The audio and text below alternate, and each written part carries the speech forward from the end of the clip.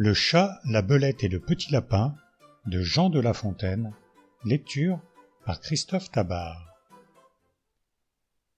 Du palais d'un jeune lapin, dame Belette un beau matin s'empara. C'était une rusée. Le maître étant absent, ce lui fut chose aisée. Elle porta chez lui ses pénates un jour qu'il était allé faire à l'aurore sa cour, parmi le thym et la rosée. Après qu'il eut brouté, trotté, fait tous ses tours, Jeannot Lapin retourne au souterrain ses jours. La belette avait mis le nez à la fenêtre. « Ô dieux hospitaliers, que vois-je ici paraître ?» dit l'animal chassé du paternel logis. « Holà, madame la belette, que l'on déloge sans trompette ou je vais avertir tous les rats du pays. » La dame au nez pointu répondit que la terre était au premier occupant. C'était un beau sujet de guerre qu'un logis où lui-même il n'entrait qu'en rampant. Et quand ce serait un royaume, je voudrais bien savoir, dit-elle, quelle loi en a pour toujours faire l'octroi à Jean, fils ou neveu de Pierre ou de Guillaume, plutôt qu'à Paul, plutôt qu'à moi.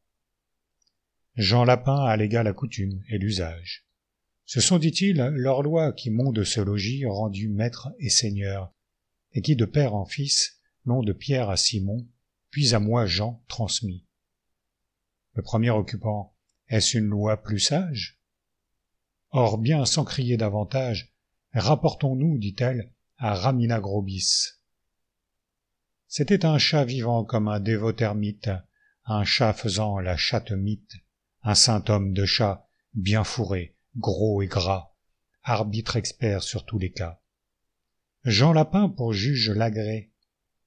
Les voilà tous deux arrivés devant sa majesté fourrée. Grippe Minot leur dit « Mes enfants, approchez, approchez, je suis sourd, les ans en sont la cause. » L'un et l'autre approcha, ne craignant nulle chose.